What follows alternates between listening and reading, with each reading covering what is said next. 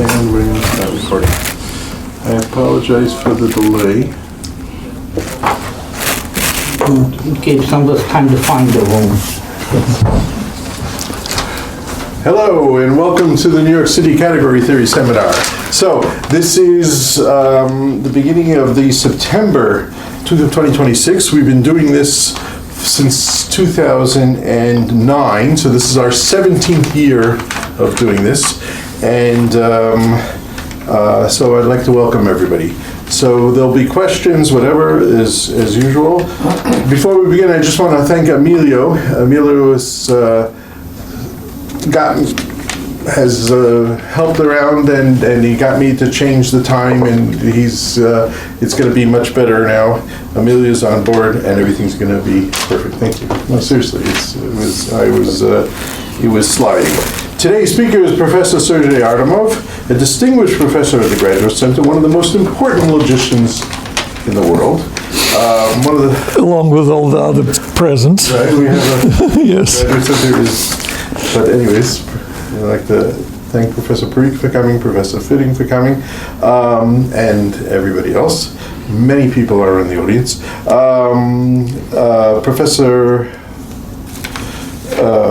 Professor Artemov is of the last students of Professor Kolmogorov. He's been here since 2001.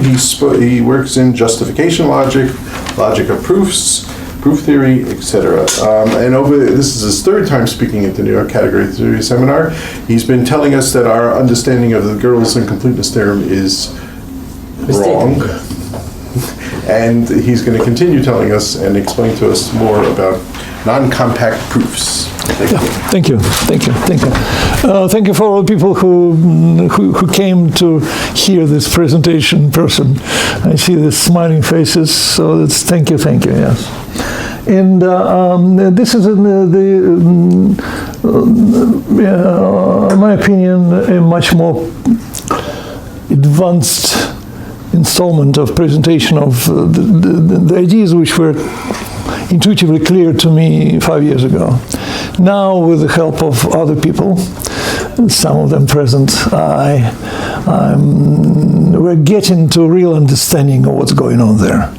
And I cannot rule out then within half a year there will be the next layer of understanding, maybe because who knows, the road to Temple. We need topics for more talks here. Yes.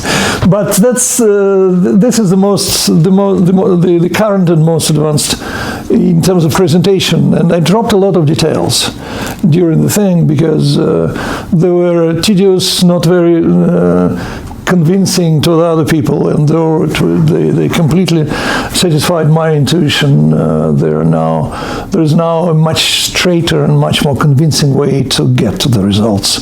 But the results are really important, and that's so non-compact proofs. So it almost for the first time I don't have a consistency in the title. The first time for, I don't know, 6 years, probably, yes, 5 years, yes. However, it appears right on the first slide. So Hilbert consistency program was abandoned in the early 1930s when Gödel's second incompleteness theorem was interpreted as yielding the unprovability of consistency thesis, is UCT, which basically I'm taking freedom just to borrow the formulation from Encyclopedia Britannica, because Recording in progress. Yes. Hold on a second. Sorry. Could you repeat everything you just said? Absolutely, take two. Yes, I understand. So we're going to pause. Okay, we'll pause the recording. I just have to figure out how to get this. So sorry. For some odd reason, it's moving around a lot, so we don't want that. Sorry. Probably it has trouble focusing on the screen. Right. It's probably tuned to focus on people or something. If you click video, is there an option that says auto frame my video? If that's checked, that might be why it's focusing on my face. Auto frame my video. Yeah. This is my guru. Click that. All right. There you go. That looks much better. Okay, so now everyone can see it? And now you should zoom in a little bit. And now we're going to zoom in a little bit? Yeah. now. Who's speaking? Benjamin. Thank you, Benjamin. A little bit higher. There you go. This is Perfect. our proud Everybody computer. right? That's pretty good. Okay, sorry if all new things have trouble, but now thank you. Yes, I just continue. So at least from beginning of the slide, so the starting point. Hilbert consistency program was abandoned in the early 1930s. And because of this, it was linked, it was interpreted as yielding the unprovability of consistency thesis, UCT. And the formulation is from Encyclopedia Britannica. There exists no consistency proof of a system that can be formalized in the system itself. Of course, it's not a mathematical formulation, but still, but since the fact of unprovability of consistency became an item of the general culture, so we have to address this general cultural formulation as well. Of course, on the basis of rigorous mathematics. So UCT implies that PA cannot prove its own consistency, hence a proof of consistency of any stronger theory, like set theory, which was the core of Hilbert's program.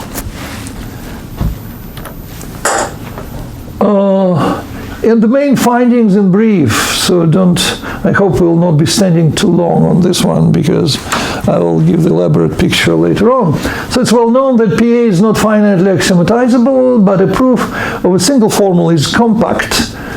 Namely, it involves only a finite number of axioms. Well-known basic trivial fact. However, some mathematical proofs, contrasting to the proofs in PA, are really non-compact.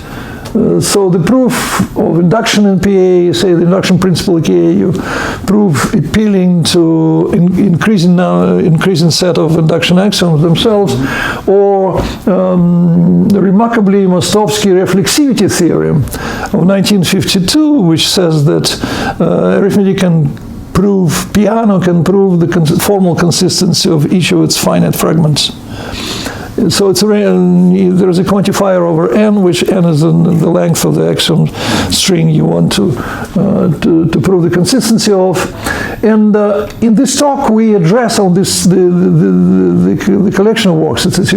We address a fundamental blind spot in proof theory, and I really like this. Actually, yesterday evening, I found this nice quote from Jean-Yves Girard.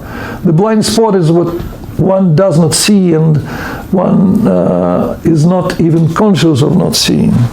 This was exactly the situation with incompleteness and the probability of consistency. Everybody was sure, and I still getting some emails saying, come on, you're disproving 95 years of strong beliefs and strong the mathematical knowledge, so you have to be patient and careful in all the details. Of course, yes.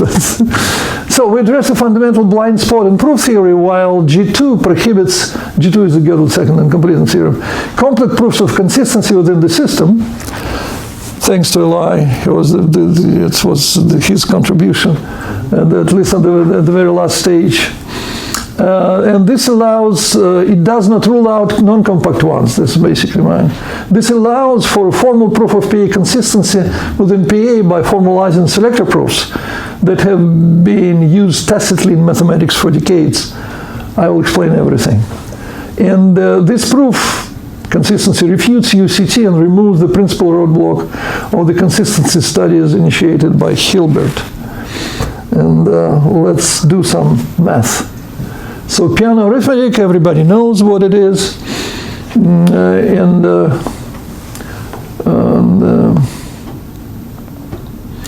it's the usual primitive recursive schemes for plus time successor and all primitive recursive functions, sufficient to define them. exactly mathematically, and there's a series of induction scheme. It's each formula phi. We postulated this one. It's inevitably that's the compromise between the first order language and the desire to have induction in the one way or the other. Whereas in the second order logic, it can be expressed by one axiom, but in first order logic, you need the whole scheme to do this. But historically and mathematically, PA became the golden standard in mathematics as a coding theory, and that's the one where many of principal phenomena actually occur and can be studied. Yes. Models of arithmetic, since this talk was not only for logicians but also for general mathematicians, and I think that even in this room logicians are not a majority. So the standard model on PI is the set where this arrow means next or successor with the standard operations of addition and multiplication. It's easy to show that there are computable, countable models of PA not isomorphic to the standard one, and here's an argument. It's actually important for the good feeling of what we're dealing with, what kind of Gauss we're against. Yes, so PA tilde, we take a fresh constant C and enhance PA with a series of new axioms. C is greater than 0, greater than 1, greater than 2, and so on for each numeral n. And that's the new theory, PA tilde. PA is infinitely axiomatizable, PL tilde is also infinitely axiomatizable, which is normal, and PA tilde is consistent since each of its finite subsystem is consistent. Obviously, you just interpret C as a large enough natural number and you'll get a model. And hence, and then we switch, we turn on the engine of the Gödel completeness theorem, which builds a model out of any consistent theory or consistent set of formulas. And so it will yield a countable model M, which is a model for PA with infinite numbers. In particular, there should be an element corresponding to C, and this C, according to these new assumptions, is greater than any standard natural number, and so it looks like this way. And now if Froman Kozak would be there, he would explain us something else about this, but we don't need this. Well, you need this kind of things, and there are plenty of. The non-standard model is a standard beginning, standard initial segment, and then a huge linearly ordered tail of non-standard elements. There are abstract elements which appear as a result of the completeness theorem. So numerals versus natural numbers, but yes, it's time to mention that according to the completeness theorem, it's mentioned the provability in PA is a deductive notion, syntactic notion. Probability of a formula in PA is equivalent to this formula being true in each of the models of PA. This is the key, the reading of the fundamental reading of the first completeness theorem. So the equivalent of probability in PA is the semantic equivalent. It's not just a standard model, which is not enough, which was the key discovery of Gödel in the 30s. Is that model just like a big enough cardinal? No, this is a countable model. Oh. So it's just... It's ordinal, right? It's just... Yeah.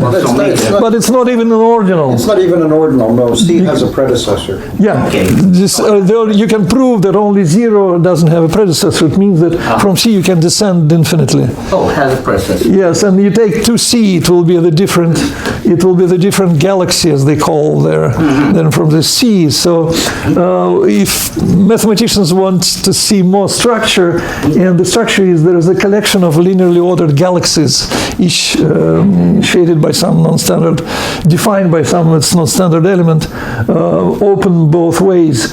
But the collection of galaxies is ordered like Q. It's a dense linear order, countable dense linear order. Okay. So order-wise, this is the famous theorem of the 50s. That's how they. But computationally-wise, you can say almost nothing about the things. The plus is not computable. There times is not computable on non-standard numbers and things. So it's really the very gray area. But some people, some brave people like Roman Kozak, they venture there and they extract some very good information about this. It's a good mathematics actually. Right. So numerals versus natural numbers. For the purpose of Hilbert consistency program, however, natural numbers are represented constructively in Hilbert. He used this as the famous Hilbert strokes, the bars that represent numbers, and that's for Hilbert it was the domain of number theory.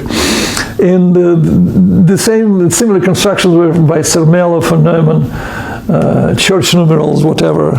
Every good person gives its syntactic description of these numerals in there. But for us in PA, it's 0, 0 prime, which is basically it's sometimes called 1, 0, 2 prime, sometimes called numeral 2, and so on. Each standard number is represented by a numeral, but standard numbers are a set which is not definable in Peano arithmetic. This is the second very important issue. For example, when you say for all natural numbers n, it's not the same as for all x. And that's what we're... The principal difference between the informal mathematics and the formal arithmetic is in quantification, because you can assume that the primitive recursive functions are the same in Peano, because you can prove everything you wish about the specific facts, the close facts, which do not use quantifiers, are probably equally probable or disprovable if they're false. But the quantification changes everything. Since standard natural numbers cannot be defined in Peano, for all natural numbers n is replaced by the formal quantifier for all x, which by definition refers to all elements of a given possibly non-standard model. And this makes for all x phi stronger than for all natural numbers n phi, even if phi is the same here and there. The quantification is quite different. And that's the gap where Gödel's second incompleteness theorem lives. And actually the first one too. Well, yeah. Oh.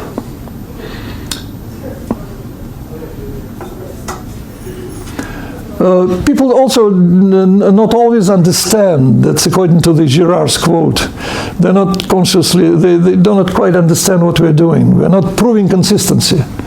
That sometimes people say, what, yet again, another proof of consistency? Who doubts that Peano is consistent? Of course Peano is consistent. Why do you bother to prove consistency? No, it's not the point.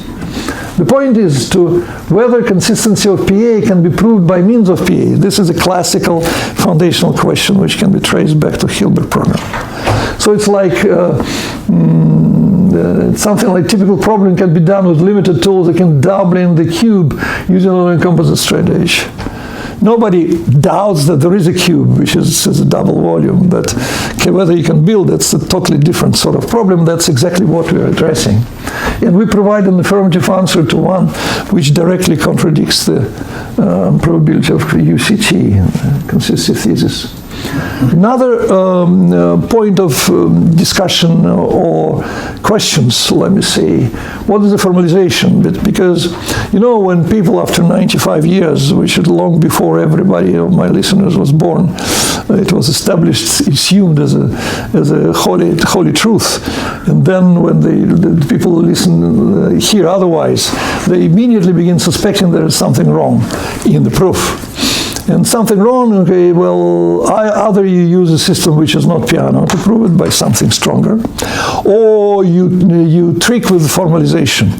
Because at a certain moment you have to do formalization, but you probably invent some illegal formalization somewhere it's hidden somewhere under the hood, and so you don't show it to us or something, or you don't show it to yourself, you don't understand. But so it requires a clarification up front before you people decide that they're ready to invest their time and intellectual interest to this particular project. They have to have some assurances that it's not a cheap con job. Yeah. So the formalization, what's the formalization? There are there'll be three levels of formalization. The direct formalization. Let H be a contential arithmetical property, something about natural numbers, like the little Fermat theorem. What do you mean contentious? Contential, informal, but informal but rigorous mathematics. That's what we all. What you usually find in math books. In math, or yeah, absolutely, or textbooks, or some, yeah. Sometimes it's called elementary number theory or something of this kind. But and also in elementary number theory, there you may meet some higher order statements like all functions or all polynomials or something like this. No, this is something which deals with plus times and primitive recursive functions and the logical connectives and nature standard quantifiers. So let H be a contential arithmetical property, but again, it's not critical. It's I'm defining the formalization. If it works, it works. But it definitely works anytime we apply it to a specific object. And I don't want to waste time explaining how far this definition goes. And so it's the same situation as Hilbert.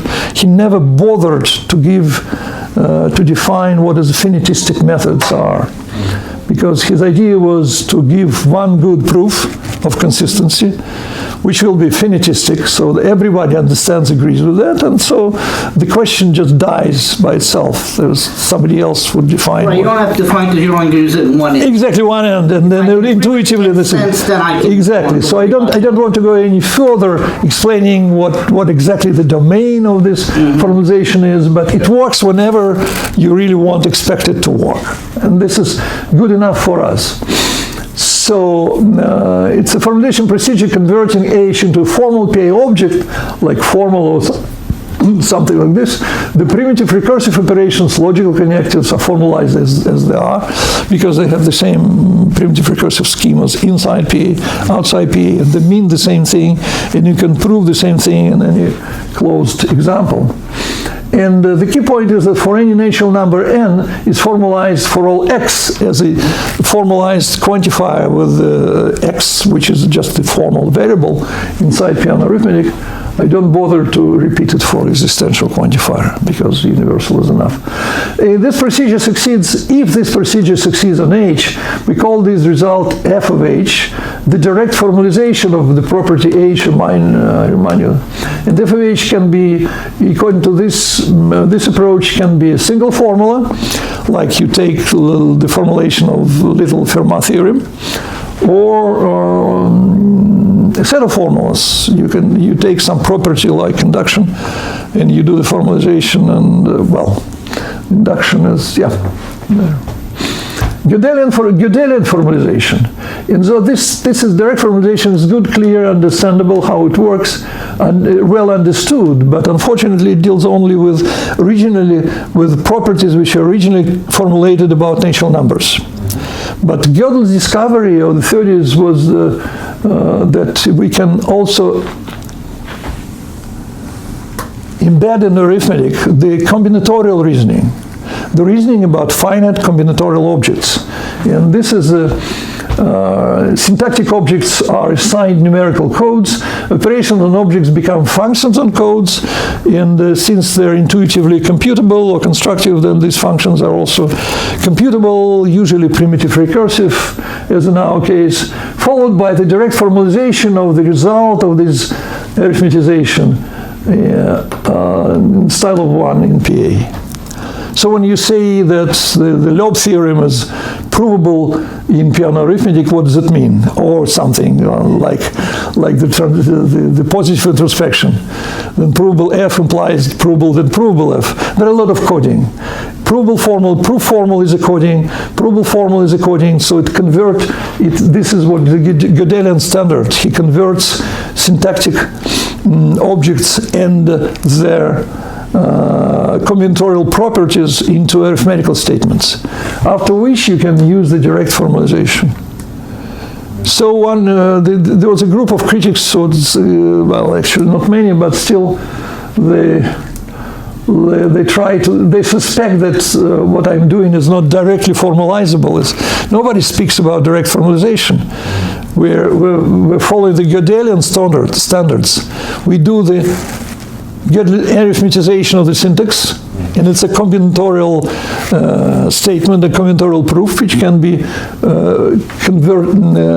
represented as property of numbers, natural numbers, and then formalized using 1. And in particular, formalization of reasoning, it's a combination of the next step of 2. It's about math objects is a standard step-by-step conversion of informal reasoning into formal derivations in PA about the corresponding Gödelian codes. That's why, the whole meta-mathematics is basically built on this. I just mentioned the positive introspection or Loeb theorem or whatever. It's anything which is not directly about natural numbers, but about combinatorial properties. Okay, deduction theorem, whether it's provable in arithmetic, well, presuming all the sets they're represented by some recursive or primitive recursive enumerations. Of course, it is. You can prove the corresponding formal analog in arithmetic. So formalization of reasoning is the step-by-step. It can be about math objects. Again, this is standard step-by-step conversion of informal reasoning into formal derivations about Gödelian codes using 2. So this is what the formulation 1-3 are well understood when used within commonly accepted boundaries. All formalization in this work fall into such a non-controversial category, and the math of these constructions is around for almost 6 years. 5.5 years, 5 years at least, and so far no counterexample is found. Just trust me. Myself, my students, and many of my adversaries checked the whole thing. Yes. My colleague and friend from Moscow University, Sergei Novikov, the Fields medalist, differential geometry, who ended up a distinguished professor in Maryland. He proved his big result, and he got all the honors and things, and then he said, I believe that it's true only 2 years after its publication, when all the bad guys, all my competitors, tried their best to find the gap in there, and they failed. So now it's for the standard 6 years. Nothing is found. Yes. And I see this, my smiling colleagues who really checked all this back and forth. So they know the answer, yes, the correct, yes. However, we're now at the stage of trying to understand what this exactly means. So the next layer of misunderstanding, so surprisingly many logicians, even those who are professionals, they did not quite, or they still do not quite understand what they're doing. Sorry to say, guys, but we're getting wiser. I was in your camp, because there's nothing in the mathematical part of it which I couldn't do 50 years ago. I knew everything. But still, I didn't do it. I did it only after getting close to the 70 years old. So I understand you, and I hope that you will understand me. Okay, suppose we're interested to know whether contentional property H of natural numbers actually holds. Again, this is a real mathematical statement. Don't mix it with routinely see through the PA prism. It's about natural numbers, since natural numbers are specific, well-understood mathematical objects. Suppose also that its formalized version f of h is a formula. You see, I don't claim that it is a formula, but suppose it is a formula.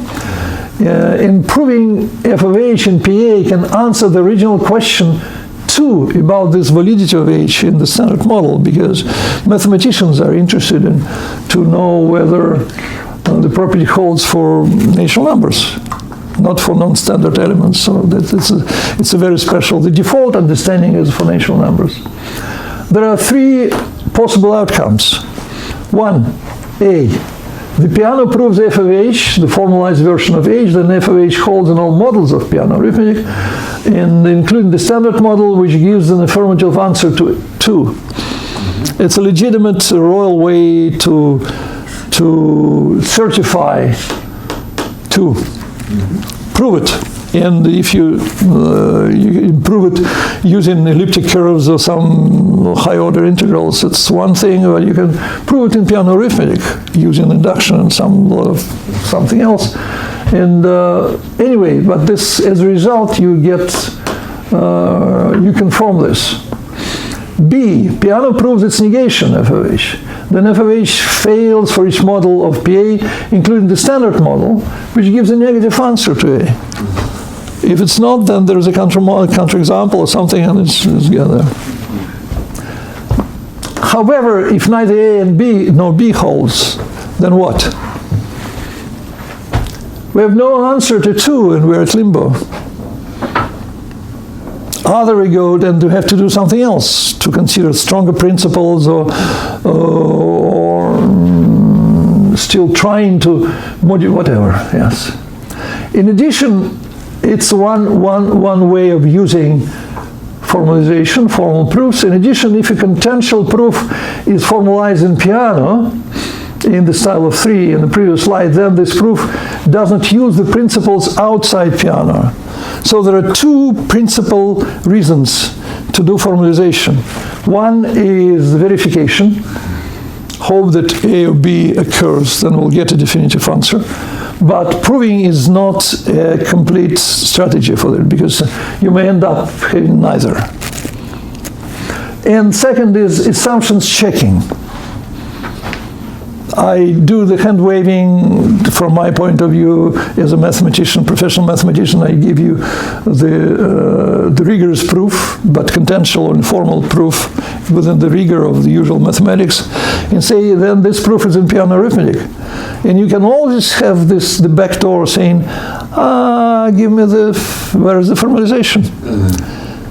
And I know that then sometimes people were forced to do the complete formalization. It's a complete pain in the neck, because if it's like you're reading the paper on the computation theory and they describe you the algorithm, and some skeptic Thomas reading, they say that give me the program. So you do the program on Pascal and say, well, what about verification of Pascal? Give me the program and assembler code, zeros and ones. So this is an infinite way to resist. You need something of professionalism and a goodwill to at certain moment say, okay, of course, this is. So the life without church thesis and without understanding that these particular steps are directly formalizable in Peano Arithmetic, when you don't use the objects which are not formalizable there and tricks of it, at certain moment the formalization should stop.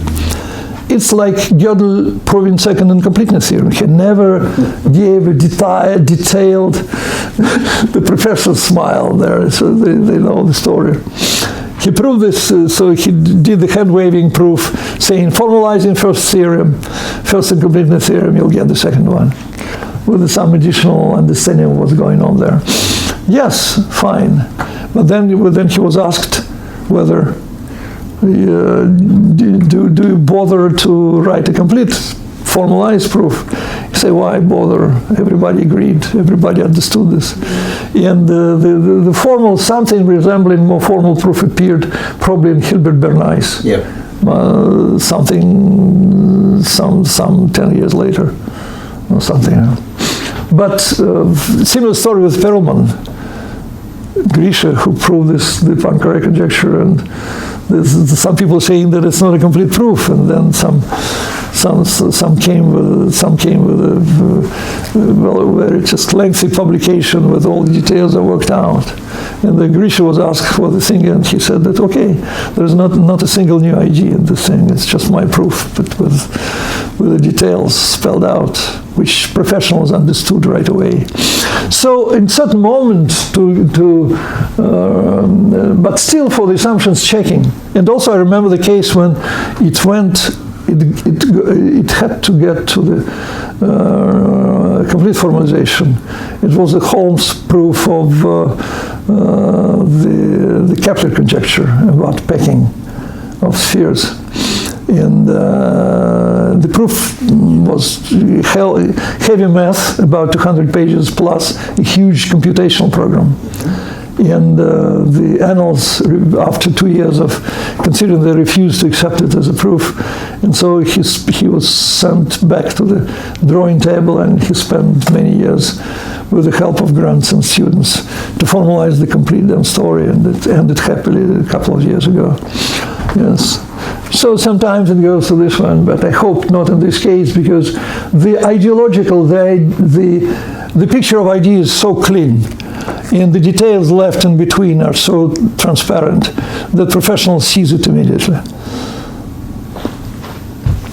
You would say Hilbert Bernays and not Carnap? Wasn't Carnap first before Hilbert Bernays?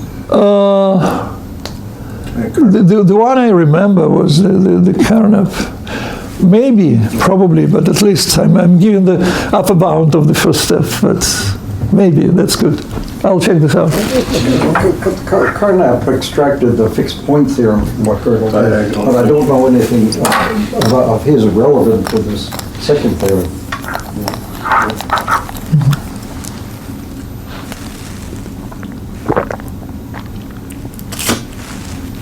Okay.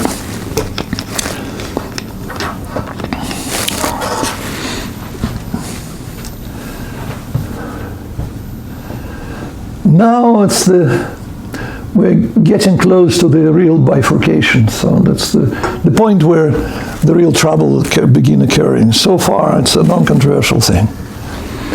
So in the mathematical formulation of Peano consistency is another layer of defense against this new thing, is that this guy is using his own invented definition of consistency, whereas we all work with the real definition of consistency, which is complete nonsense, because of course I'm using the standard consistencies, and if it's verbally distinct from the one other people, the speaker is using, that it's immediately provably equivalent in Peano arithmetic. So there is no, if you're interested in proving things, they are clearly equivalent. So that's why this is a message to those people who suspected this project in using the wrong definition of consistency. No. This is the standard Hilbertian definition of consistency. And we start with this. So the mathematical formulation of PA consistency, no G, is a PA derivation of 0 equals 1. Uses a universal quantifier over finite sequences D of formulas, not in the language of arithmetic. Hence, some coding is required. It's not directly arithmetical statement. The Gödelian coding, that's like when Gödel saw the definition of proof and provability, it's a combinatorial statement. You can convert it into numerical statement by using Gödel numbers. It's the same what we're doing here. In particular, Gödel constructed primitive recursive arithmetical formula consistent X, we describe this, such that for any numeral n, consistent n states that n is not a code of PI derivation of 0 equals 1. The same thing said in the Gödel coding is computable both ways, and whatever, in the immediate, transparent, and whatever you can prove about one object you can prove. It's like transliteration. It has the same meaning completely. So it's still not, so arithmetized PA consistency is then the contentious or informal property about natural numbers. It says that for any natural number n is consistent. Still not in the language of Peano, since quantifiers over standard numbers are not expressible in PA. You can claim it for each individual natural number because it's in the language, but the quantification is not. And there's some notational time to do some notational convention. X colon Y is the proof predicate. X is the Peano derivation, code of the Peano derivation of formal having code Y. For bottom is 0 equals 1, and consistent X is not a proof of falsum, and box Y is a probability predicate. There exists X, there exists a proof of Y number, and we do not distinguish between X, the Gödel number of X, and the corresponding numeral. Yep. Because you can remember in your past talks, you had boxes and you put numbers in them. This is the same box. It's the same box as it's a probability, but again, well, I probably have to start with the last of these three. We do not distinguish. So this x ranges of natural y is natural numbers and x, but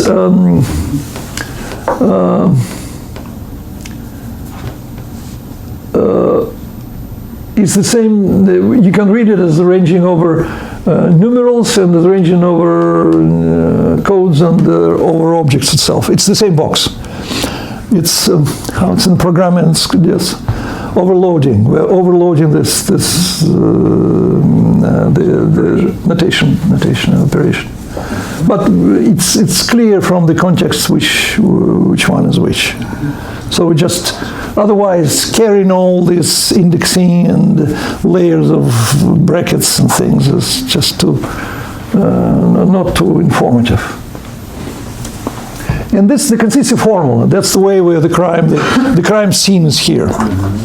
The crime scene is here. The traditional route ignore the domain violation and assume that the mathematical statement of consistency 4 is the one which actually has this natural number n. The ranging, the quantification over natural numbers is fairly expressed mathematically by the formal quantifier.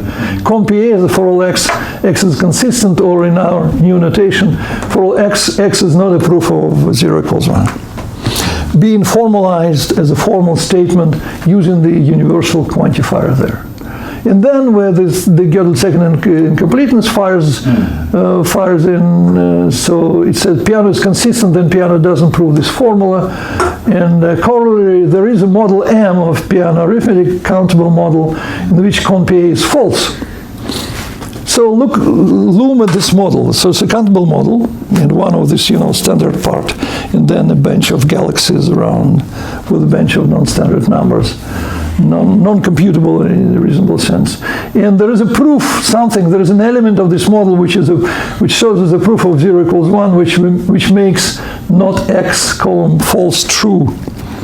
Oh, false means x, which is a proof of 0 equals 1. However, such a proof cannot be a numeral, because for each numeral you can separately, and we'll show the proof later on, you can separately prove that n is not a proof of the contradiction. So this element, which is we call it Gödel monster, it's a non-standard element, and this one of these C's which we were throwing in during the proof of the Gödel completeness theorem.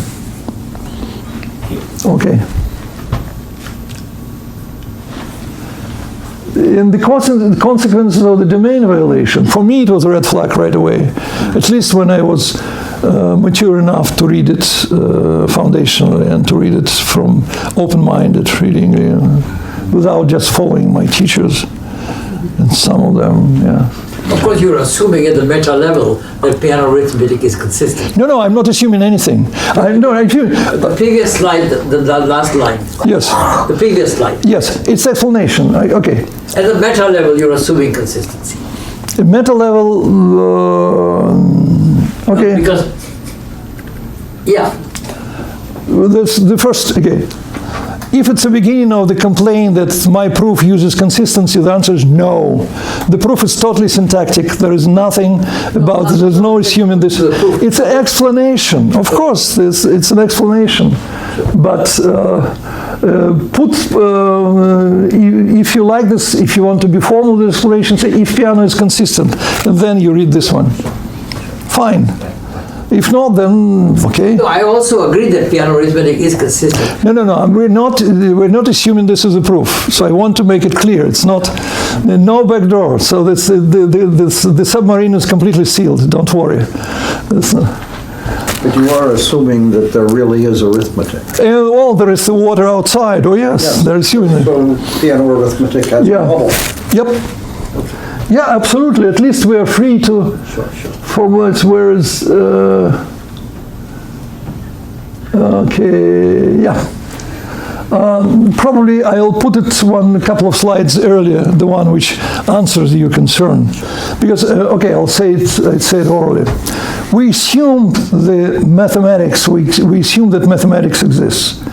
We also assume that what we teach to our students, like deduction theorem, completeness theorems, models, everything, it's real mathematical stuff. Surprisingly, but I remember talking to prominent proof theorists. At certain moments, they begin questioning whether the provability in Peano is equivalent to being true in all standard models. They try to smuggle in the idea that the conformal has a special status when it means that it's provable, it's valid in the standard model. Both ways. And then I asked this person, do you believe in Gödel's completeness theorem? And he's a retired professor of logic. And he said, no.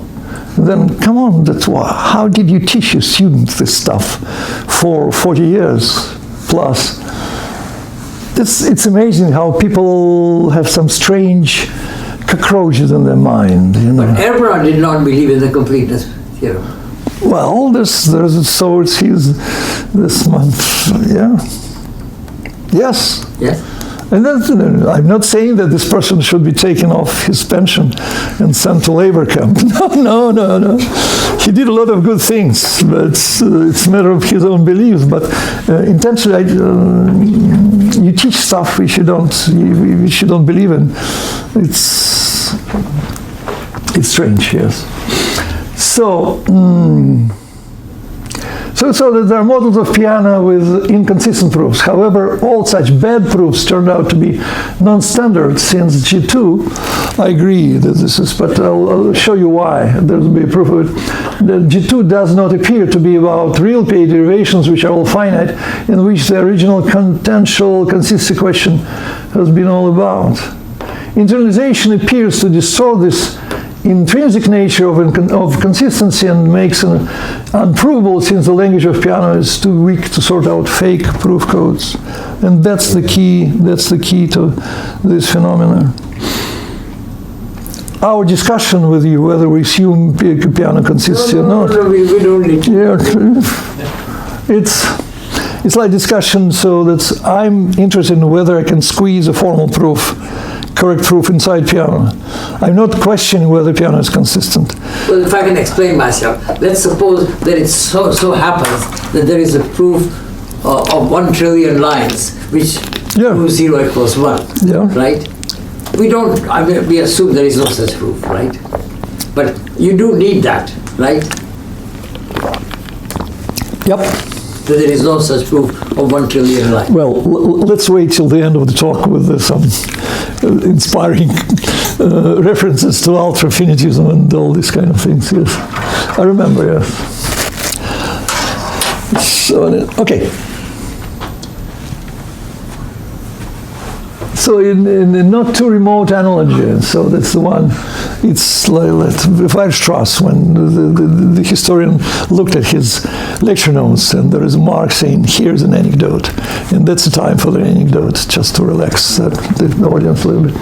Imagine we wanted to prove that no dollar bill displays Mickey Mouse. That's a picture, yes. And the certification department by dollar bills understands both real US dollar bills and toy monopoly money that may feature Mickey Mouse images, because there's no control, there are plenty of them. And so it cannot issue a blanket certificate that all dollar bills are Mickey Mouse free, but it's clear, it can clear each given US dollar bill, the real one. So we formulate the claim, the query. The US dollar, referring to certify that the US dollar bills of all 11 legal denominations in all versions, because there are some different printed versions, they're all well documented, all versions are Mickey Mouse free, and we get an instant certification. So be careful what you're asking for. You may be stuck if you're asking bad question. And so. All right. And so the ideologically and foundationally, for me it was quite convincing at the beginning, enough to begin digging what's going on there mathematically, is that the consistency, the modeling consistency as a formula con PA was a bad idea. Because clearly it ranges for over much wider domains, and hence it's by definition much stronger than the one which ranges only on one model, standard model.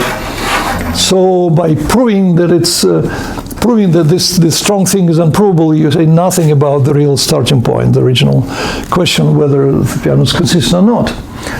So we need a different look at the consistency, and the consistency property for any natural number n consistent, n is consistent, is probably in piano equivalent to the serial property. And what's the serial property? Is a primitive recursive series of formulas. You can you can think of them as a primitive recursive set of primitive recursive enumeration of Gödel numbers or whatever. Right. So we're in the first sentence when you say for a natural number, you mean standard natural number. Standard natural number, yes. That's where, as mathematicians, we're not as formal logicians. So it's probably equivalent to the series, and this is another point of say that's what people begin, not professionals there in logic, they try to accuse me and saying I'm using a different definition. This is one and this is two. And it actually prompted me to rush through one short technical report which formalizes that proves their equivalence in some funny way and formalizes it completely. So there's nothing outside piano and simple combinatorics which goes from this one to this one. And it doesn't assume consistency, because to prove things you don't need consistency. So serial properties, I suggest looking at this consistency as a serial property. And serial properties are very common objects in mathematics and logic. All tautologies in piano arithmetic, they're serial, because there's no variables over propositional, of all formulas. And the piano axioms, including the induction axiom, it's serial property, ZF comprehension, separation schema, reflection schema, etc., etc. And if you look around, there are plenty of these kind of objects. So there's nothing new and nothing weird in trying to look at the property of interest as a serial property. The problem is that now how can we prove the serial property? Remember, we're interested to stick to capture the real mathematical proof. The usual way to prove for all n f of n in mathematics is given an arbitrary n, provide an argument, we call it provisionally of n, concluding f of n. This is a very important slide. And imagine that this reasoning from n to f of n requires more and more new axioms with the growth of n. This can happen, and this in some of the examples I gave. If you prove induction principle, it's a syntactic thing, but you need more and more axioms to show that induction principle itself, or some version of induction principle. There will be one later on. To just be clear, the situation, because we started a theory that had an axiom schema that had an infinite number of axioms. Yes, so it makes sense. Because what you're saying earlier, some proof may require an infinite. And this is we approaching the Harvey Friedman first reaction on this. Okay, then you're speaking only about infinitely axiomatized theories, but about finitely axiomatized theories. Well, if they have equivalent, which is equivalent of piano arithmetic, so for example AC naught or something of this kind, there are some finite versions of arithmetic in a higher language, but they're equivalent in strong sense, because there are computable pre-recursive conversions of one derivation to another, the same thing and back. So in order to prove consistency of finitely axiomatized theory, you convert the consistency statement into piano arithmetic, you prove it, and then you convert it back. So though it looks like we're discussing the infinitely axiomatizable, not finitely axiomatizable theories, which is a totally correct observation for this particular case, the phenomenon which we are discussing is much more general. So there's no just one luck. You just stepped on the pit and it turns out to be full of gold, and that's it. There's nothing else in the forest. No, there are plenty of other pits. Okay, so imagine that AFN requires more and more new axioms with the growth of it, and this is in proven in PA, yes, to prove in PA. Or in mathematics. Mathematics is not necessarily finitely axiomatizable, but at least when you keep in mind and you try to project all this reasoning, the new axioms, it's a hybrid statement, but I appeal to your intuition because later on we end up with totally formal definition of everything. And such non-compactness appear in the proof of induction principle, which requires unrestricted access to the induction schema. And also, for the example is the Mostowski reflexivity theorem, which I mentioned. It says that for each n, Peano proves the consistency of this fragment up to n. But the proof of this n, it grows with n. It takes more and more axioms from Peano to prove this. Though it's a regular thing, so you use the same algorithm to prove it, but formally you need more and more axioms.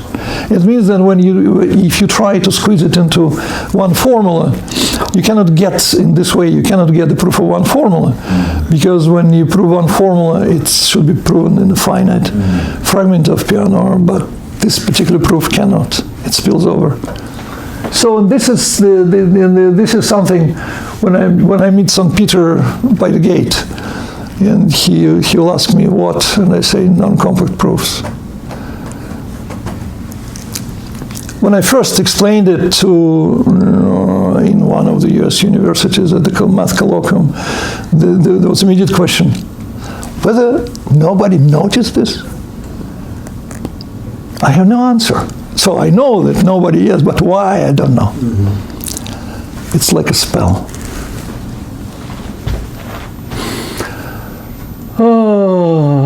Which you guys are in easy proof theoretic analysis, and this is due to our Eli, do you remember? Do you still remember this? Oh, that, yes. Yes. Then because of the uniform reflexivity is proven for Peano proved the uniform reflexivity of each of its finite fragments. You can, if you have something which is limited, you can get rid of these ANs and you convert it. Well, I'll show it later. So it's easy proof theoretical analysis shows that conventional but fundamental derivation cover only compact proofs. So there was a question which was asked my good friend, my student, now full member of everything, Lev Beklemishev, a famous proof theorist. He kept asking me what kind of proofs are really prohibited ruled out by Gödel theorem. And then we have an answer. Compact proofs only. But it leaves a clean area of non-compact proofs which exist, which are legitimate proofs in Peano in mathematics, but they cannot be converted into the proof of. Well, of course, they are step-by-step formalizable because if you use only arithmetic, but you cannot convert this formalization into for all x f of x because that will be proof of f of x, but it cannot be proven. So there is something fishy happens in there, but then we can explain what. So this answers the question, so which proof are actually banned by G2. G2 shows that consistency does not have a compact proof, but we are all free to search for non-compact proofs. Shall we? Yes. Well, I feel that's, I try to have a. So summary arguments of why the UCT is not justified. What's wrong with this and probability of consistency is now we have 3 layers, 3 answers. And historically it was 1, 2, and 3. And I started with 1, and for me it was sufficient. But when I try to explain it to people, then all these kind of questions were raised. So it forced me to go to much more formal. And then the Beklemishev persistent insisting on just give us a clear idea what kind of proofs are really banned by G2. And that's what now after this we have a clear picture. So conceptually there's domain violation because it's clear that for all x ranges over domains and fields, which is not the same as for all natural numbers, and this is formally much stronger. Con PA is strictly stronger than PA is consistent. Also, this I mentioned, this is a small argument. You take the standard,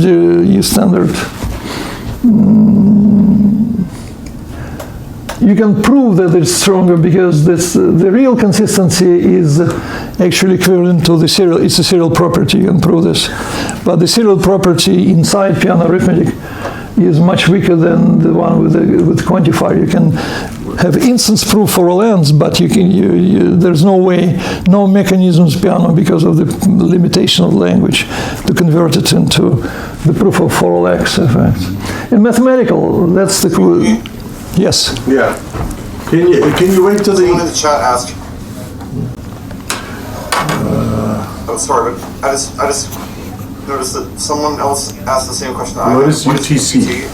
On probability of consistency thesis, it's slide number 1. The thing that you cited from the encyclopedia. The encyclopedia say there is no, there is no proof of consistency of Peano which can be formalized inside Peano.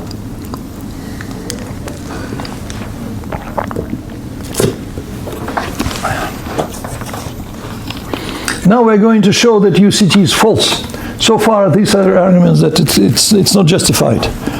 There are all these justifications are based on strengthening fallacy or just blind eye on the domain violation, or just ignoring non-compact proofs. They believe that all proofs are only compact proofs, which is, of course, not the case. So, but now, so the justifications for UCT fail, but now it's time to show that it's actually false.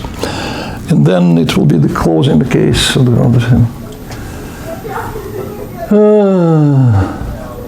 the question persists, so that's how can we prove the Peano consistency in Peano Arithmetic or show that it's not provable? Still now with a new view. The old view of consistency as a formal is completely discredited. So we mathematically it is a serial property. How to prove a serial property? But actually, proofs of serial properties, serial properties are all around. Just I gave you the list, but there are plenty more waiting for rigorous definitions, and just a flash of some examples. Well, or of course the definition. So naive instance probability approach to proving a serial property would be for each n, it's called instance probability. For each n, it's provable, which leaves the quantifier in a meta level, but which is not good because it's too weak since it doesn't address the issue of why the theory T this is provable in theory T. For example, this is the one, the consistency proof of Peano via truth of the standard model, well known. All theorems for me is quite convincing, but again, all theorems of Peano are true with the standard model, and falsum is not true, therefore for each n consistent holds, and hence consistent n is a true primitive recursive statement. But there is a big lemma known since Gödel's time that every true primitive recursive statement is provable in Peano Arithmetic. No quantification, then you can really just prove it. So, which is a syntactic thing, but there's a notion of true in the standard model, which is not formalizable in Peano Arithmetic. So it's a short, convincing if you believe that Peano is consistent, but it answers the question that consistency is indeed instance provable, but still this argument actually refers to the standard model. It's a clear case of the proof which cannot be formalized in Peano Arithmetic.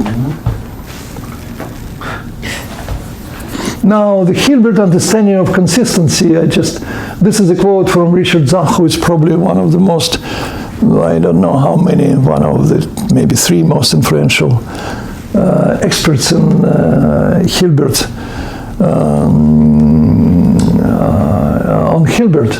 So this is a quote, the quote was the Hilbert understanding of consistency proof. What's required for a consistency proof is an operation which, given a formal derivation, transforms such a derivation into one of specific form, plus proof this operation in fact succeeds in every case.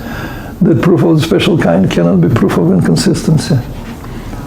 Well, and also if you read the design of the failed attempt by Hilbert himself to prove the consistency by epsilon substitution method, that's exactly what's going there. He described the algorithm of converting this the arithmetical statement into normal form, and then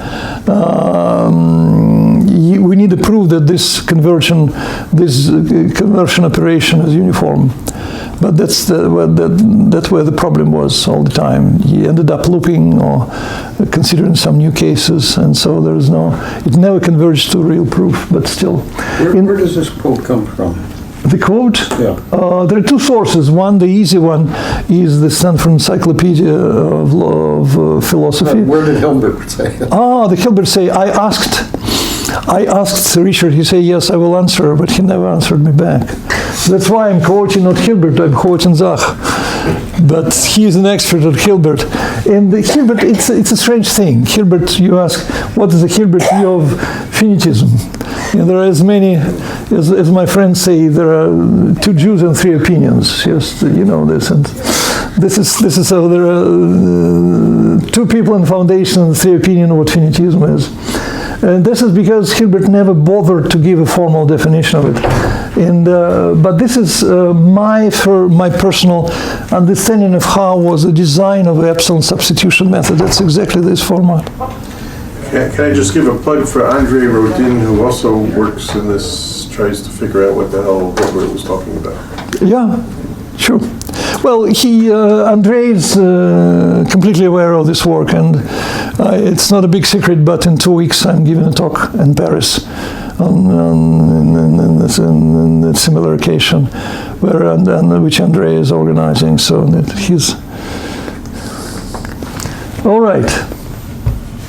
But in slightly general form, a little bit the epsilon substitution failed by some technical reasons, and it failed not because of Gödel theorem, because it's actually the serial. It treats.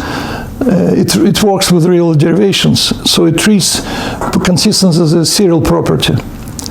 The Hilbert proof, but so it's not under the spell of, under the scope of Gilbert theorem, actually, Gödel incompleteness theorem, though people might think otherwise, but it was not. But we need a little bit of generalization. It failed by non-Gödelian reasons. It was the brilliance of Sol Kripke who actually showed this. It was his latest work in mathematical logic. Let me hear the name who showed it. Sol Kripke. Oh, Kripke. Kripke himself. So it's such a common name that you thought that you ever had it. Except then I just didn't. No, absolutely. We know Mel. We wrote co-authored obit for Sol in BSL. So in a slightly general form. So we need a little bit of generalization, but there is a very good idea in here. It's the Hilbert consistency. It's an operation that given a derivation d. It's the proof that d is free of contradiction by normal form, which is by definition free of contradiction, or something else. We generalize it. And the proof that I works for all inputs d. This is the verification. So this one is selector, and this one is a verification. And these 2 stages are very clear in the description of epsilon substitution method, and this summary of by Richard Zach, which is very adequate, I should say. Yes. The following definition represents Hilbert ideas, and that's one of the key definitions. It's the proof of a serial property in theory T is a pair, selector and verifier. One recent objection or one recent question, it's not really objection, a question, why do you call it a proof? Because it's a pair of objects, it's selector and verifier. I said, no, this is a proof because verifier is a proof. And selector can be recovered, so item 1 is actually hidden, subsumed by item 2, because verifier is something which the proof of the given selector. So it's actually a proof. I parse it into 2 just for better mathematical understanding of what's going on there. what you've got is, what, an algorithm plus a proof of its correctness? Absolutely. And those who know about BHK, Brouwer-Haitink-Kolmogorov semantics for universal statements, it says that for all x, f of x, what's the constructive proof of it? It's the proof that for all, it's a pair of objects. An algorithm which given x gives you the confirmation f of this s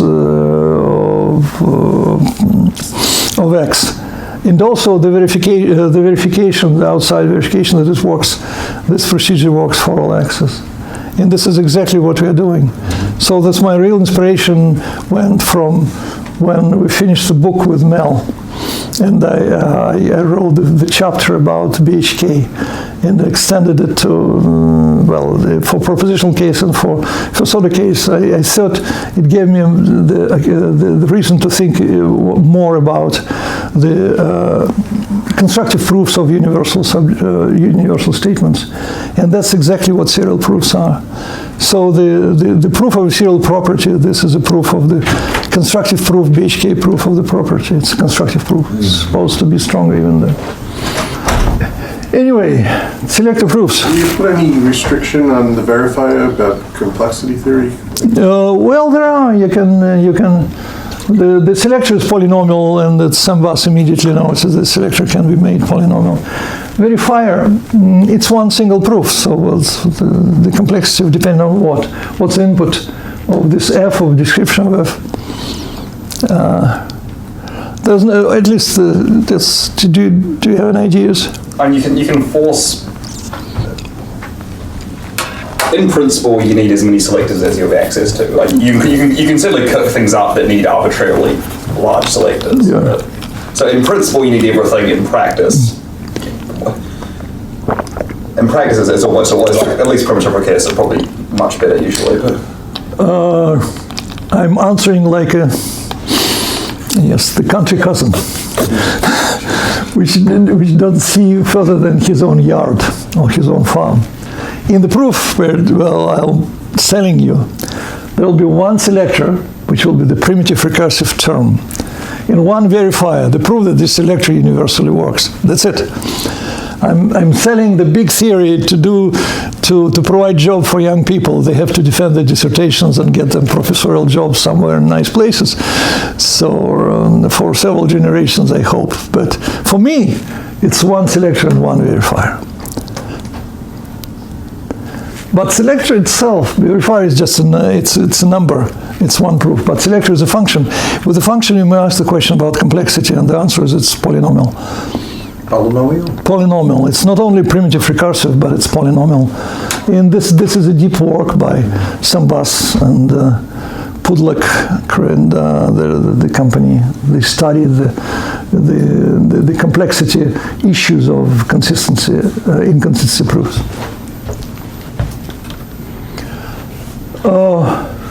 The fundamental properties of selector proofs, first of all, but we'll see it. Selector proofs absorb the usual proof of special cases.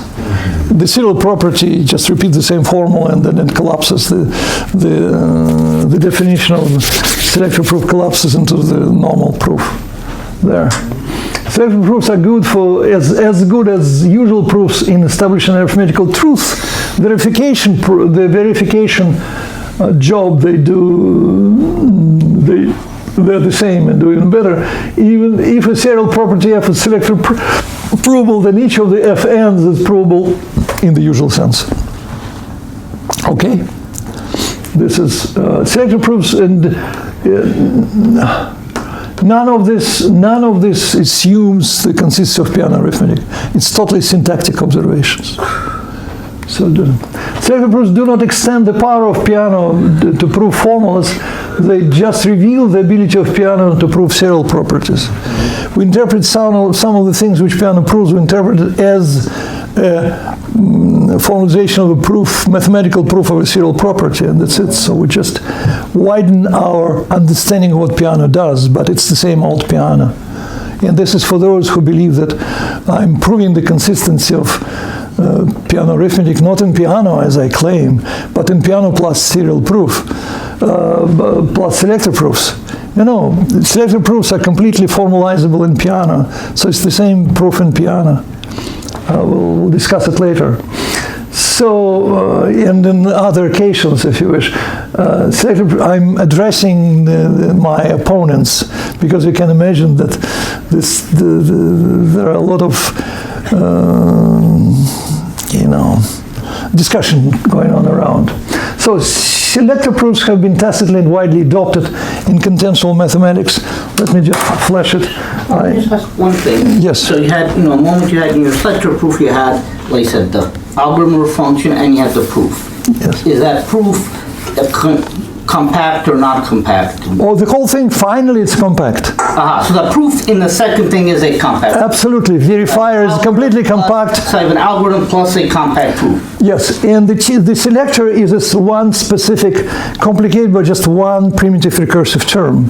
But as well as the probability formula by Gödel, it has alpha x, which says that x is a number of an axiom, which contains all the wisdom of the Peano axiom in one single formula, because it's infinite, but it's recursively enumerable, and represented by this stone.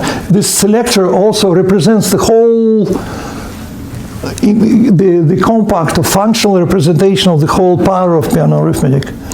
And the final answer, they're all compact. That's the claim, because the infinite proof of consistency as a selector property, as a serial property, is cheap. We knew this all. The real job was to compactify it and then I'm not committing any crime. I'm not even inventing I'm not even inventing new tricks. It's the same, it's the same Gödelian trick.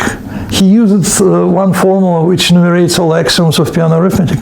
And I use the selector which also refers to all axioms of Peano arithmetic. And it's the same story. Absolutely the same. So no new materials. I'm not trying to cheat. It's a Gödelian formalization. But it's the way it formed properly. So selector proofs have been tacitly and widely adopted in mathematics, yes. And this is my favorite examples. Number one is some version. The induction itself is a part of, it's assumed as an axiom scheme in Peano arithmetic, but it's a small version. It says that complete induction. As I say, it's if you open some books for math clubs for high school kids, 6th grade and higher, then use the study induction, and they say that induction has in many disguises and in many different forms, and that's the one. And of course, this is a selector proof, which gives it's selector proof because you cannot prove it's one formula. It gives a selector proof for each phi, and then you prove that it's uniform. It works uniform because it's so simple. And of course, a non-compact character is also clear because it refers to new and new, more and more, and it needs new and new axioms. So this fails in some non-standard models? Complete induction fails in some non-standard models? Non-compact proofs, well, it takes me a minute to make sense of the question. Well, maybe after later, yes. The product of polynomials is a polynomial. Here's a standard mathematical proof. You say, well, it's something, even with Li, it took several days. This one needed the footnote. It needed the footnote, indeed, yes, and it has a footnote. One more? You need one more. Well, formally speaking, how you prove that the product of polynomials is a polynomial is at the standard form. The polynomial is the standard form. You take the proof, and then every kid, the high school kid, they do the simplification, the usual commutative and distributive laws, and they group the members, and they end up with a formal thing. But each time it's a proof, you prove it separately. There's no way you formulate it as a single statement. Or if you formulate a single statement, then it's a selector. You end up with a selector proof. It says that for each f and g, there is a proof that the product is equal to whatever is a priori known as a standard polynomial of this kind. And Eli, who is an expert in compact proof, say, yes, this is selector proof, but it's a compact selector proof. Is it? Oh, this one. Oh, yeah, yeah. So this is like a... Yeah, that's it. Yeah. However, yes, that's... what about this one? Take any tautology which contains a variable. And we read this as X as a double negation law in arithmetic. For any formula X, for example, this equivalence holds. There's no quantification of formulas, so it's a scheme. You prove it very uniformly, but each time for each X you repeat the same proof formally because the language is so stupid and simple. And this is a typical serial property and typical selector proof. For all X you do the proof, and there is a clear understanding then, since proof is so uniform, it works for all X's. But we just swallow it without even understanding, and it means that in mathematics, when you prove something like deduction theorem or some mathematical property on Peano arithmetic, everything is selector proof. You cannot make a step in mathematics without being selector proof. And then arguing in this argument is provable in Peano arithmetic means what? It means that it's properly coded as a combinatorial statement. It has, after Gödel numbering of everything, it is a provable thing in Peano arithmetic. Fine, but this is how selector proofs, serial properties, selector proofs are treated. And so that's to my surprise, nobody noticed this. So that's what I try to say without flights.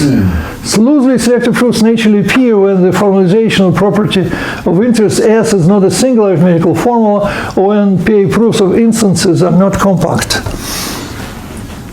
Within this tradition, we have to accept and study selector proofs as legitimate logic objects. In this case, the proof of PA is consistency within PA is a natural consequence. Either we accept selector proofs, then you accept my proof of Peano, consists of Peano, or you reject them all, and then you reject the whole mathematics.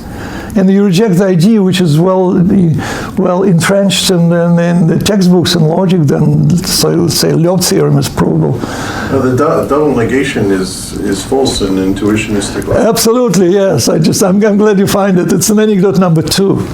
It's in the Weierstrass mark number 2. I'm glad that you played along. Only one way, yeah. Yeah, sure. I'm glad you played along. It's like the clown in the old circus. They have some agent somewhere on the 3rd floor who somewhere in the middle of performance did something which makes the whole thing much more funny or much more live. Yeah, absolutely, yes. So if you don't like double negation, use it one way. It's any tautology which contains a variable. Because sometimes tautology false implies falsum. It's not a serial property. And this is my beloved example. I got it from Moshe Vardi. Reminded, it's a folklore example, but the question is, and if you understand this, then we can immediately go to the corollaries, because that's how our proof actually works. So this is an easy, cheap proof of consistency with theory inside theory. And of course, it's a non-compact selector proof. Convincing as a mathematics, anything in mathematics can be. But it's not about Peano arithmetic. To squeeze this construction, Peano arithmetic requires some more work, which can be done technically, but ideologically, it's the same story. Yes. So I'll prove it not. The theory, selector proof, I'm proving, okay, theory chip. Consider the series of theorems. P0 is Peano, Pi plus 1 is Pi plus con Pi. The sense everybody who learns the second incompleteness theorem immediately begins experimenting with adding, because this formula is not provable, but it's obviously true. Let's add it to the number of axioms. And then what happens when you keep adding it? You end up to the omega. Then this new theory is also a good theory because it's finitely, it's not finitely axiomatizable, but it's recursively, primitive recursively axiomatizable. It has all the reasonable features. It's extension of Peano, which is under the scope of all constructive properties. So here the folklore consists of proof of PA omega by means of PA omega. I'll give you a proof without, which immediately overturns the UCT, so the unprovability consistency thesis, but not for arithmetic, but for the theory. Let D be derivation in PA omega. We want to prove that this D doesn't contain 0 equals 1. We find n such that D is a derivation in PAN. Just looking at the length of D, you just take n greater than the length of D of con PA. It's one of the postulates of PA arithmetic implies that D doesn't contain falsum because it says con PA n, so that anything inside PA is consistent, including D, of course. Everything is consistent, so it's just instantiation of universal quantifier, which is given to you by virtue of this axiom. And that's it. So hence D doesn't contain falsum. And this is a non-compact selector proof of consistency of PA and PAM. Convincing? Actually, that's the Moshe sent me when he saw the first version of the preprint, archive preprint, early in January 2020. He sent me a message, what about this proof? No, because what happens if you try to apply the standard Gödelian doctrine to the theorem P omega?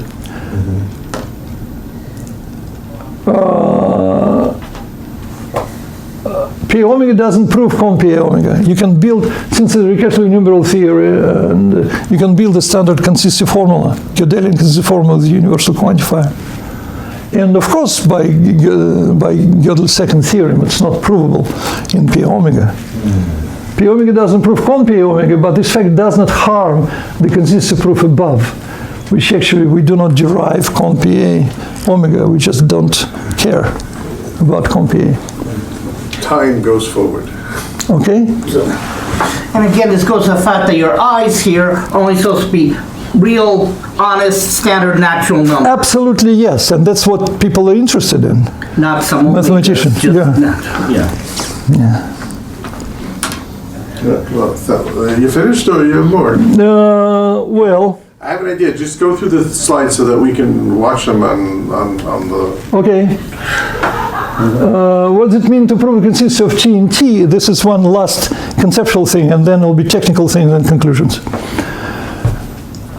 People often, in new logic, often ask a naive question, what's the point of proving the consistency of T in theory T in T itself, since T, if T is inconsistent, the answer would be vacuously affirmative. So you learn nothing by proving consistency of T in T, so the whole business has no intellectual content, so forget about this. Well, they don't understand what's going on there, and what's going on there, the Hilbertian reply and Hilbertian program, the Hilbert program actually won a proof of T consistency, in fact, refers to the pair of things. First, the contentional mathematical proof of T consistency, the one I gave you about P omega. And then a Gödelian formalization of I and the formal derivation in T for the assumptions checking. We formalize this in T with one single purpose only, because we know that it's true. We do it only for assumptions checking, so that we never went outside the given theory. So it's not the point of everybody understand this point, and this point two doesn't imply one without additional assumptions, so we need both. And that's exactly what we do. We prove a contentional, we provide contentional non-compact proof PA consistency. We build Gödelian step-by-step formalization in the assumptions checking, for assumption checking.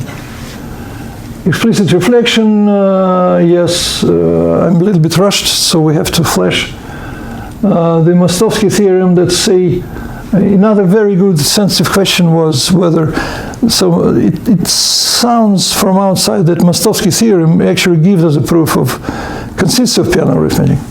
Then every So Mostowski said that for each natural number n, Peano proves conp n. Yes, but in order to get consistency, we need for each number n, conp n. That's what we need. So we have to get rid of this, the probabilities box inside. And to get rid of it, we need reflection. And reflection of this kind, which is not provable. So getting rid of, getting consistency from, getting consistency of MRT is, amounts to applying reflection, which is stronger than consistency itself. So that's why MRT had never been considered the proof of consistency. So we have to invent something to, in addition to formalization, we have to invent something which gets rid of this one. And the answer is explicit reflection. And I can explain how it works, but it works. Because again, that's the idea. I live my scientific life on the whole thing. You don't do the existential quantifier here. You don't relax it to something simple looking. Is that Volker-Strassen? No, it's Strassen-Son. Pardon me? Strassen-Son, Chico. Ah. Yeah, the big complexity guy, and that's his son. Is he also in Zurich? He was a PhD student in Bern. Pardon me? It was long ago, 92. He was a PhD student under me in Bern, and it was a joint paper, and he defended his dissertation immediately, and everything was good. So, and if you keep the thing explicit, then there is a not well-known version, which is also this. Gödel invented explicit reflection. If you care to give a specific proof T, not the fake existential quantifier, but the real T, you can recover inside arithmetic that F holds. This implication holds. And that's what we do we run the explicit version of MRT, and we end up not saying that Peano proved this, but a specific proof of this thing. And for specific proof, we can read of T, the turnstile, using Gödelian and our explicit reflection. That's the idea. The proof was this way. And so eventually we prove the things. We prove it's a selector proof, and non-compact proof, of course. And of course, this is step-by-step formalizable in Peano, but the formalized thing was not, of course, the consistency formula. It's something else. It's like, okay. The failure of UCT, of course, it's a failure. New reading of this, we can end with this one. Yes. This finding suggests the new foundational reading of Gödel's second incompleteness theorem. The consistency of PA is not provable within a finite fragment of PA. And this is the real meaning of G2. But what we added, they complemented with a positive message. The consistency of Peano is provable within the whole PA. If there is a mechanism which can refer to the whole PA, and this is a selector function, which is similar to numeration of axioms. Gödelian numeration of axioms is the same sort of object. You can do it. And maybe Peano can process internal resources to verify the consistency when a specific derivation. However, it cannot package the infinite proof individual derivation. So,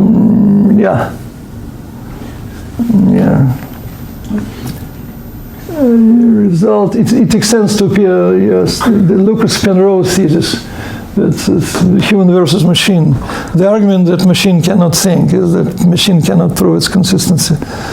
And humans can see it's, okay, change the argument. This one doesn't work. And people, some in AI, they excite. Are you gonna put the slides are gonna be? Oh yes. So I can put them up on the webpage? Yes, of course. Okay, good. Yeah, and then people, how you kill the field, you kill the proof theory. No. proof theory completely survives. All existing methods as a result remain valid with minor cosmetic changes. Consistency of PA should be read as a consistency formula of PA. It's a technically wonderful tool to prove, to establish unprovability of things. And if you have intuition that it reminds you consistency, fine. So there is a new topic, a new direction, avenue of research, proof theory of selective proofs. Imagine open out new research opportunities, and I'm waiting for good dissertations there too. And but the foundation math, the popularization activity require major thinking and revision, particularly on probability of consistency section. This should be, you should include it just in encyclopedia articles accordingly. I hope to live long enough to have it corrected in Encyclopedia Britannica. Okay. Thank you very much. Thank you. Yeah. Should we do questions from the internet first? So any questions from the internet first, because you're probably going to go. Hello? Anyways, the one question we had in the chat was, will the slides be available? And the answer is yes. Any questions from here?